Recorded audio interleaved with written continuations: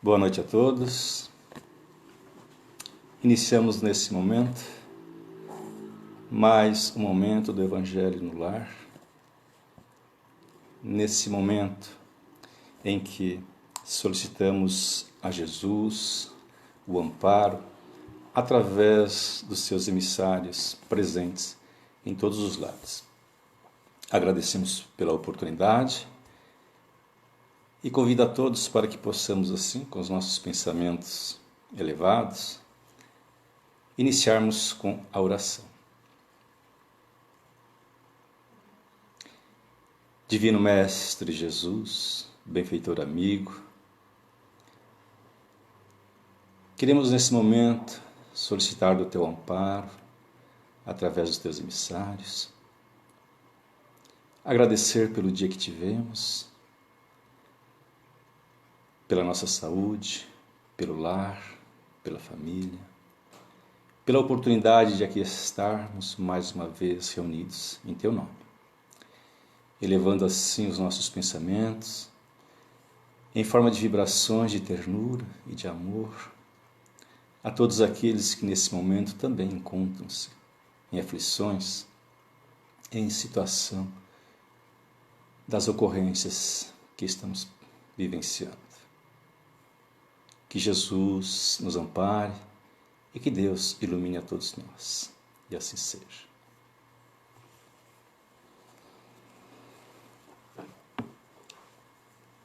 Nessa noite, então, iremos fazer as reflexões acerca do tema que referencia duas datas especiais desse mês de maio, no qual nós também sempre realizamos esses comentários quando estávamos na casa, no processo normal, onde lá realizávamos as exposições. Data essa que reverencia a família e também o Dia das Mães. Essas reflexões nos levam a verificar no nosso dia a dia quanto muitas vezes nós nos esquecemos do nosso lar, da nossa família, das nossas mães, pais, irmãos, enfim. E por que será que essa data é tão especial? E por que nos faz recordar, nos relembrar desse dia com tanta emoção? É porque também não só pelo amor que nós temos em nossa intimidade, em nossos corações, mas também porque nós nos recordamos de Jesus. Porque Ele mesmo, Espírito superior, de grandeza, serviu-se de uma mulher para vir à Terra. Sem dúvida nenhuma, essa situação atual em que todos nós aqui passamos nesse momento é um convite dos céus, em que uma situação de isolamento agora nos remete a esta célula pequena, essa célula máter, nos colocando então todos mais próximos. É o convite para que estejamos agora no lar e talvez querendo estar próximo do familiar e não consegue, próximo da mãezinha que está distante. Então, é um convite para as reflexões mais profundas, para que possamos assim valorizar os momentos que depois iremos ter, e nesse momento em referência. E nesse quesito, então, o papel da mulher e mãe é fundamental, porque é ela que nesses momentos, nesses dias difíceis, irá com o sentimento mais refinado, de maior amplitude, com um toque especial agora. Trabalhar nesse meio, nesse convívio, para que a situação se harmonize, para que ela seja um pouco menos aflita. É a emoção que adentra pela mente, transvasa ao coração e sai pelas mãos em forma de caridade. Essa é a mulher do lar, é a mãe, é a amiga, é aquela que sempre está próxima, é a esposa. Então, nesse dia, passamos o Dia das Mães, é um dia muito especial. Emmanuel, no livro Consolador Prometido, nos dirá que no instituto conjugal, portanto no lar doméstico familiar, o homem é o cérebro, a mulher o coração. Dias atrás eu verifiquei, recebendo uma mensagem, e tinha ali uma mensagem, mas eu acabei perdendo, deletando.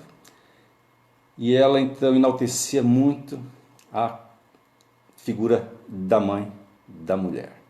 Ela dizia mais ou menos assim: a metade da população terrestre é mulher. A outra metade são filhos dela. E é verdade. Quando nós paramos para reflexionar acerca dessa frase, nós vamos ver o quanto que todos nós devemos ter gratidão. Gratidão pelas nossas mães, gratidão pelas mulheres que sofrem tanto nesses dias atuais e dos tempos de outrora. Isso dá a dimensão, portanto, da notoriedade da criatura feminina nesse plano terreno, na obra mais bela do Criador. E quando falo da obra mais bela, não estou me referindo à questão dos dotes físicos delineados da mulher, mas sim da beleza oculta na intimidade que só ela tem no seu coração. Porque nós vamos ver que ela tem um segredo com Deus.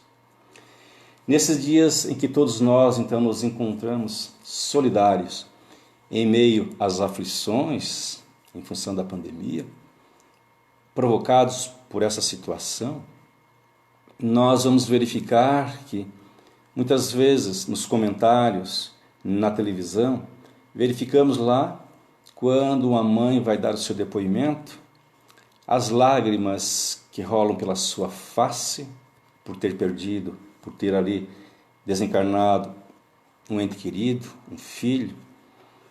Essas lágrimas são lágrimas diferentes daquele que está do seu lado, o homem. Porque as lágrimas dela são lágrimas mais sutis.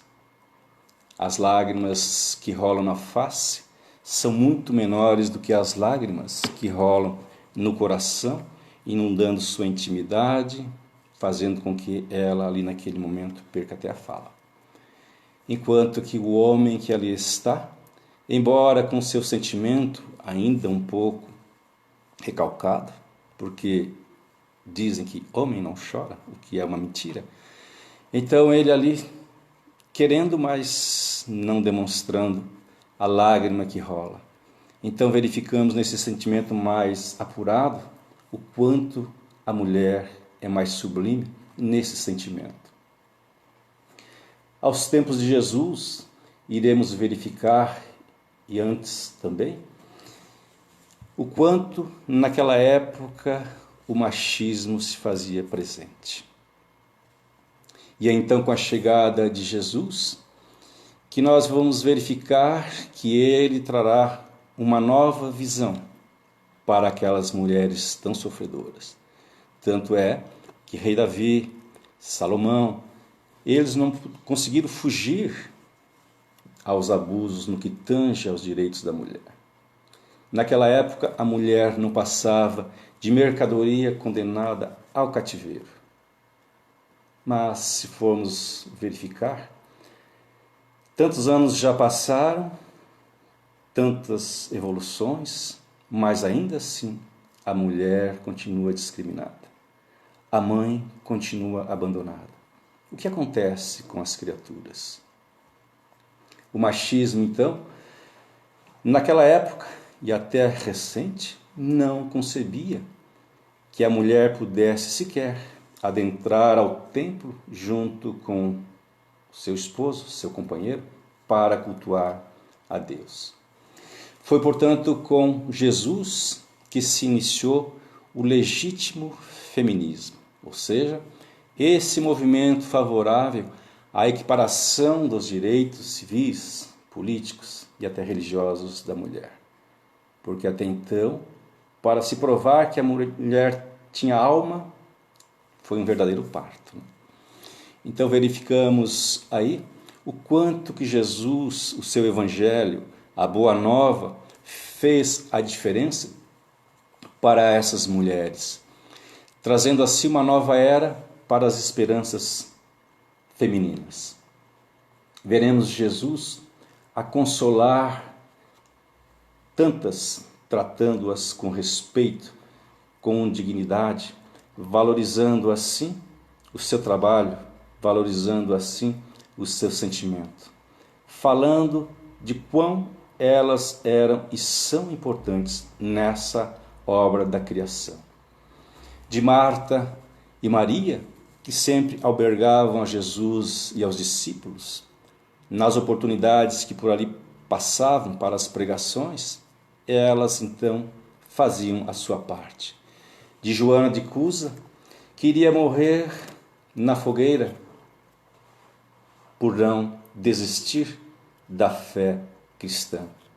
De Fontina, que após o diálogo dela naquele poço de Jacó, tornou-se ali uma divulgadora dos ensinamentos de Jesus.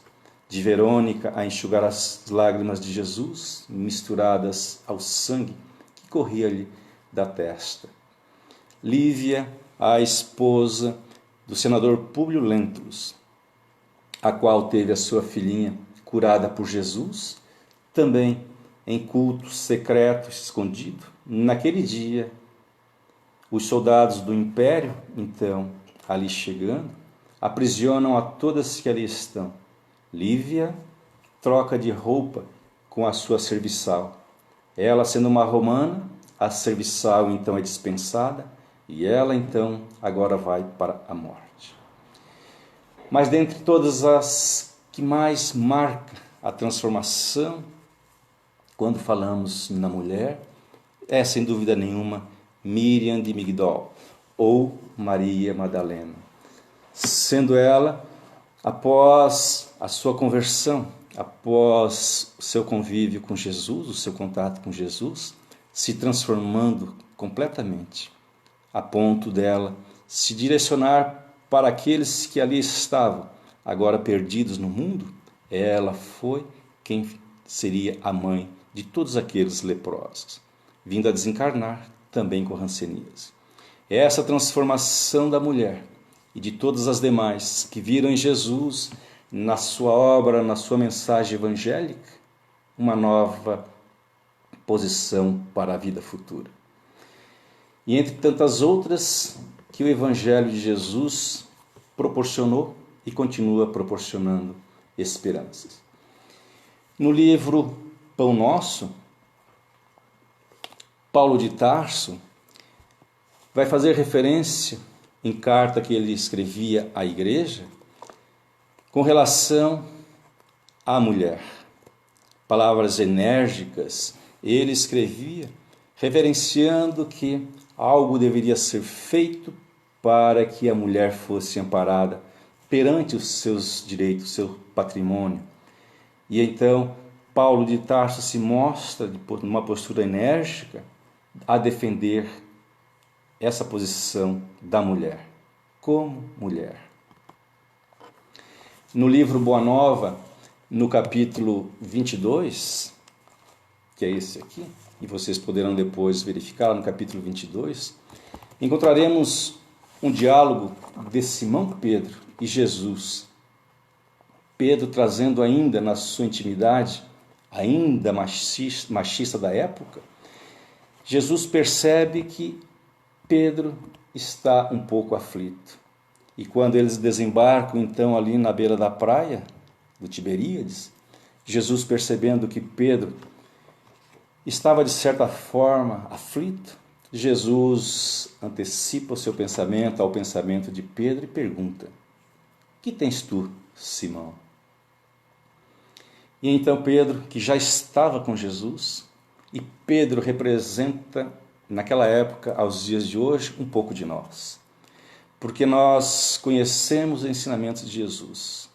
Estamos, pelo menos dizemos, que estamos com Jesus. Mas quantos ainda de nós guardamos na intimidade as questões do machismo, quando não verificamos na nossa companheira, na mulher, os direitos que ela tem, tratando-a com respeito e com dignidade. Então Pedro vai falar com Jesus dizendo assim: Mestre, a lei que nos rege manda lapidar a mulher.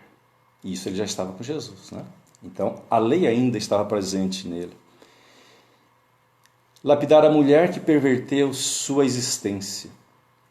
Jesus, penetrando no pensamento de Pedro, adianta a resposta, porque Pedro ainda vai fazer alguns comentários. E Jesus diz para ele assim: Pedro, quase sempre não é a mulher que se perverte a si mesma, é o homem que lhe destrói a vida.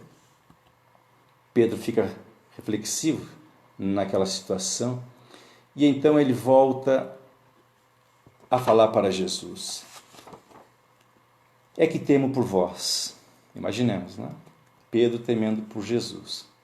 É que temo por vós, acolhendo a tantas meretrizes e mulheres de má vida nas pregações do Tiberíades.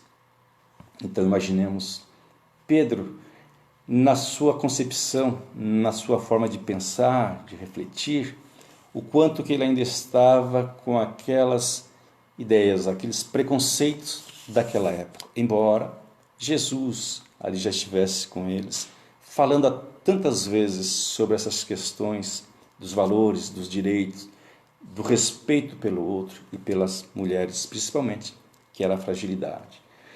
Jesus, então, dá alguns segundos para Pedro reflexionar, refletir.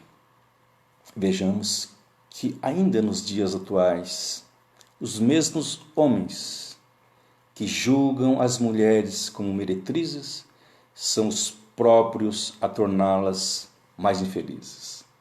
Porque não haveria meretrizes, mulheres de programas, não haveria prostitutas, se não existisse prostitutos em larga escala. E esses são aqueles que depois retornam ao lar, dizendo que vivem em família. O que podemos imaginar dessas criaturas? Quanto ainda precisa trabalhar na intimidade para resolver essas questões que ainda está arraigado na intimidade? As questões da libido é algo que deve ser muito bem trabalhado, porque na grande maioria das criaturas, eis aí a problemática que leva tantos à decadência. E Jesus retorna a Pedro então dizendo: Pedro, o homem é sempre fraco e a mulher sempre sofredora. Então aí, o homem dando o seu contributo. E nós vamos verificar ao longo da história, no meio familiar, pelo desconhecimento no processo da reencarnação, quanto o pai e quanto a mãe atiram seu filho, sua filha às ruas para depois verificarem eles nos prostíbulos. Então há muito ainda que se trabalhar nesse trabalho que Jesus nos deixou como prova maior da sua doutrina, a Boa Nova, o Evangelho, agora nos manda o Consolador prometido. Então, quando Pedro ali ainda estava querendo beber um pouco mais desses ensinamentos de Jesus, pergunta novamente: quereis dizer então que a mulher é superior ao homem na sua missão terrestre? Pedro ainda não estava convencido, né? Que não era uma questão de ser maior ou menor. Mas antes que Jesus responda a Pedro, Jesus nos dá um tempinho, porque nós vamos buscar uma resposta também aqui no Livro dos Espíritos, na questão 821, quando Allan Kardec vai perguntar também. Vejamos que já 18 séculos depois, Allan Kardec novamente indaga as questões porque ainda estavam ali arraigados na criatura humana o preconceito em relação à mulher. Então, o signo codificador Allan Kardec Lá no capítulo 9, que fala sobre a igualdade dos direitos do homem e da mulher, pergunta ele assim para as entidades luminosas: as funções a que a mulher é destinada pela natureza terão importância tão grande quanto as deferidas ao homem? E a resposta dos emissários é a seguinte: sim, maior até. É ela quem lhes dá as primeiras noções de vida. E nesse capítulo podemos verificar lá que Allan Kardec vai tratar um pouco mais acerca dessa temática.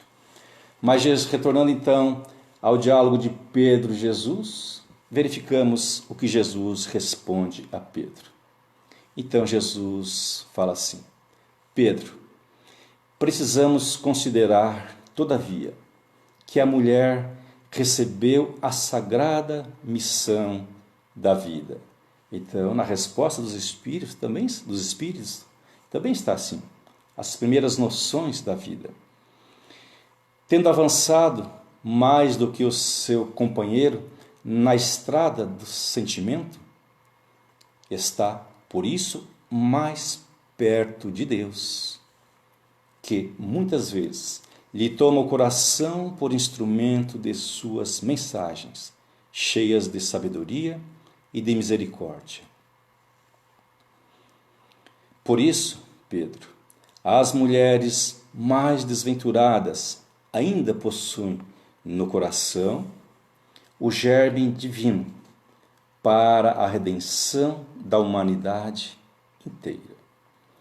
Então, essa resposta de Jesus é simplesmente fantástica, porque nos traz tudo aquilo que necessitamos para a nossa compreensão maior do quão a mulher, o espírito agora nesse corpo feminino, vem para auxiliar na obra do Criador.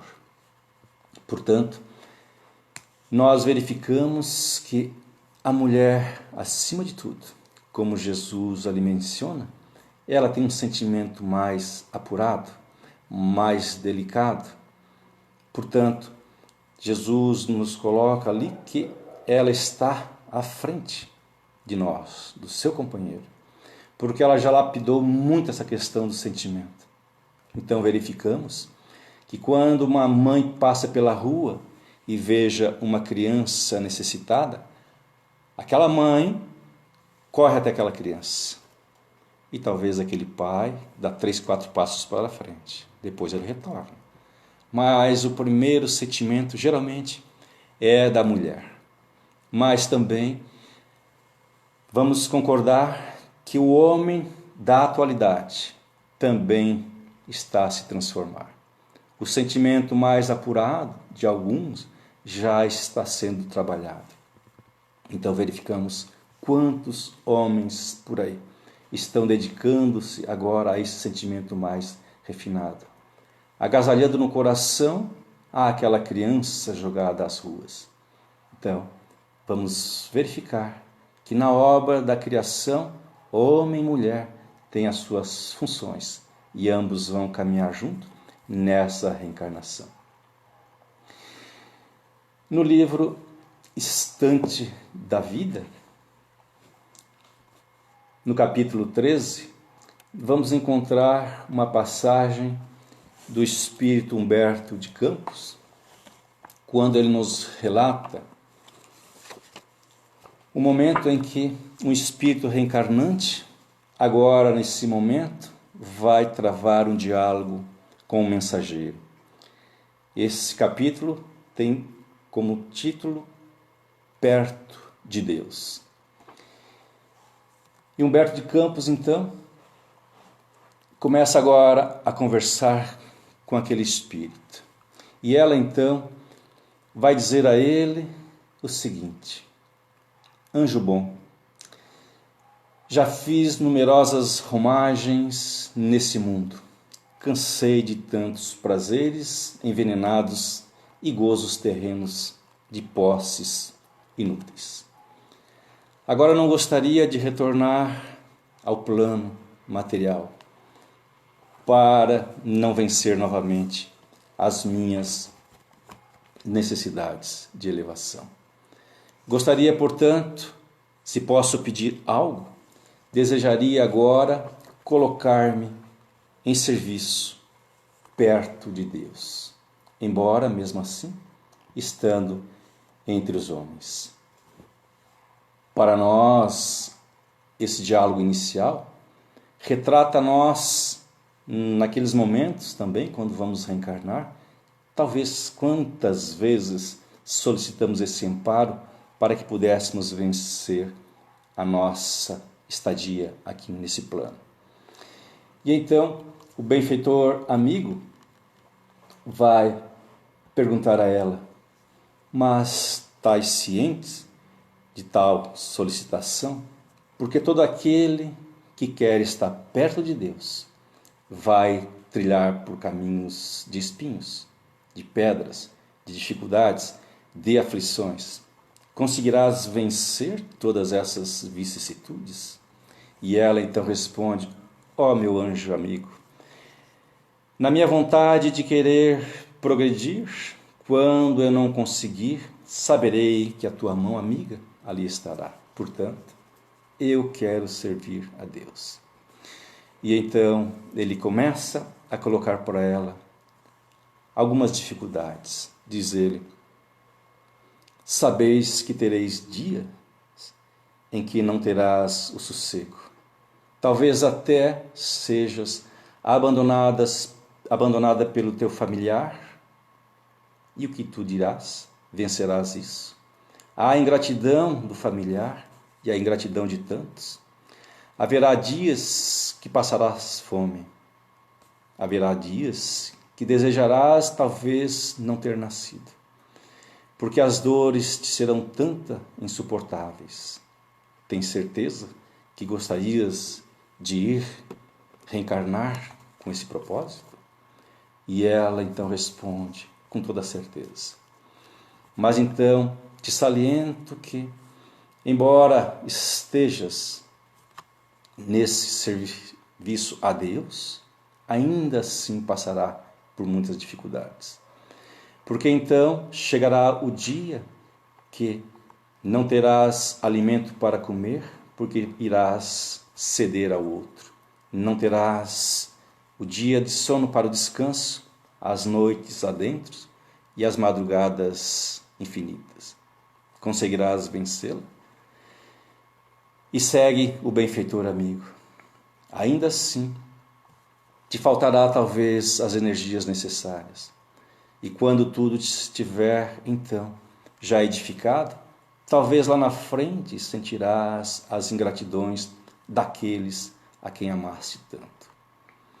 Talvez a fome que passaste, o frio que passaste para agasalhar o outro, naquele momento te faça desistir de tudo.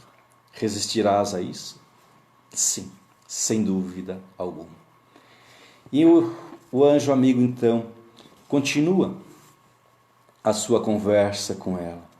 E no final, depois de tantas outras colocações, ele então relata a ela com um olhar de ternura e um sorriso resplandecente, diz o emissário divino assim, com um profundo olhar de ternura: então, nessa missão que queres servir a Deus, irás ao plano terreno e serás simplesmente mãe.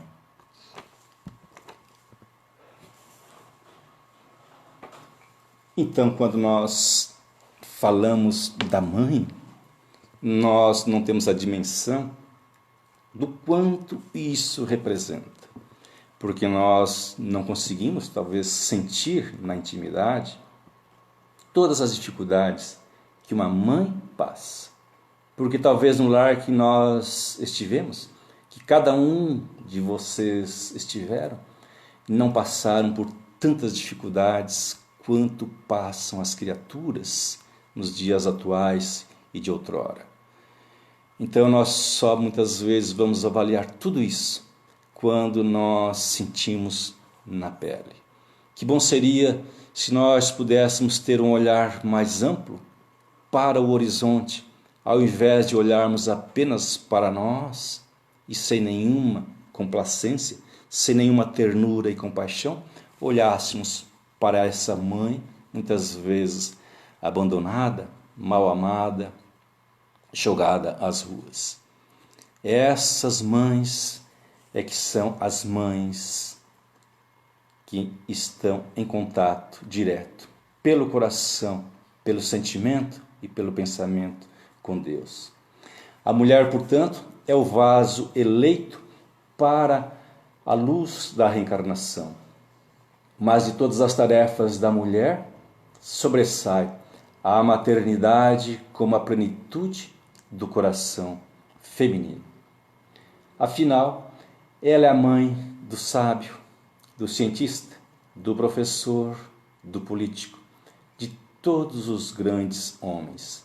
Mas nem sempre ela é recordada. Nem sempre ela é ali prestada homenagem. Mas também ela é mãe do infeliz, daquele que sucumbe no crime, na droga, no mal. Mas mesmo assim, ela nunca deixa de ser mãe. Maternidade, portanto, é missão, é alegria, é prova e sofrimento. Portanto, nós verificamos aí essa dimensão maior que a mãe, e somente a mãe, tem com Deus esse contato mais direto.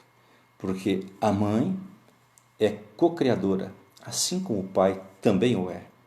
Mas é ela que mantém esse laço mais próximo, conforme Emmanuel nos coloca, que esse contato mais próximo, esse amor inigualável, ele é tão grandioso que se aproxima ao amor de Deus pela criatura. Então a gratidão de Deus por entregar o espírito que ele cria aos braços maternos, imaginemos qual não é a gratidão de um pai, de uma mãe que entrega o seu filho para outro assim, dá prosseguimento na sua criação. Se a mãe materna e o pai materno já têm essa gratidão, o que diremos de Deus? E para concluirmos, então, vou relatar aqui um poema. Logicamente, eu não conseguia decorar porque é de uma beleza profunda. E se eu quisesse falar sem ler, eu cometeria um grave erro. Porque não poderíamos esquecer palavras e vírgulas. Porque ele foi escrito por Victor Hugo, o romancista francês do século XIX. E ele escreve então uma belíssima página reverenciando o homem e a mulher, colocando ambos num plano divino, aonde um irá contemplar o outro nesse processo da reencarnação, aonde todos deveriam, nessa melhor reencarnação, dizer um para com o outro, de si para consigo mesmo, nessa reencarnação nós iremos até o final. Então, Victor Hugo inicia assim: o homem é a mais elevada das criaturas, a mulher é o mais sublime dos ideais. Deus fez para o homem um trono, para a mulher um altar. O trono exalta, o altar santifica.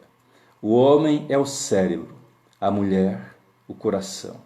O cérebro produz luz, o coração o amor. A luz fecunda, o amor ressuscita. O homem é o gênio, a mulher o anjo. O gênio é imensurável, o anjo indefinível. A aspiração do homem é a suprema glória. A aspiração da mulher, a virtude extrema. A glória traduz grandeza, a virtude traduz divindade. O homem tem a supremacia, a mulher a preferência. A supremacia representa a força, a preferência, o direito. O homem é forte pela razão. A mulher é invencível pela lágrima. A razão convence, a lágrima comove. O homem é capaz de todos os heroísmos, a mulher de todos os martírios. O heroísmo enobrece, o martírio sublima. O homem é o código, a mulher o evangelho. O código corrige, o evangelho aperfeiçoa. O homem é um templo, a mulher um sacrário. Ante o templo, nós nos descobrimos, ante o sacrário, ajoelhamo-nos. O homem pensa, a mulher sonha. Pensar é ter cérebro, sonhar é ter na fronte uma auréola. O homem é um oceano, a mulher um lago. O oceano tem a pérola que o embeleza, o lago tem a poesia que o deslumbra. O homem é a águia que voa, a mulher um roxinol que canta. Voar é dominar o espaço, cantar é conquistar a alma. O homem tem um farol, a consciência. A mulher tem uma estrela, a esperança. O farol guia, a esperança salva. Enfim, o homem está colocado onde termina a terra, a mulher onde começa o céu. O homem é assim como o pássaro, muitas vezes obrigado a enfrentar a tempestade, fora do ninho, para que o ninho desfrute a alegria e a abastança. A mulher é o anjo desse mesmo ninho, em que o homem procura paz e refazimento. Com essas palavras belas, então, nesse poema maravilhoso desse Victor Hugo, nós concluímos então o tema dessa noite. Reverenciando a todas as mulheres, mulheres mães, companheiras, essas mães que sofrem tanto, que nós sejamos os mensageiros da mensagem do Cristo para com essas, que muitas vezes requerem tanto auxílio e assim muitas vezes não as têm. Que possamos dessa forma contribuir com as nossas orações, com os nossos pensamentos para com esses e com essas. Que Jesus abençoe a todos nós e eu convido a todos para a nossa prece de encerramento.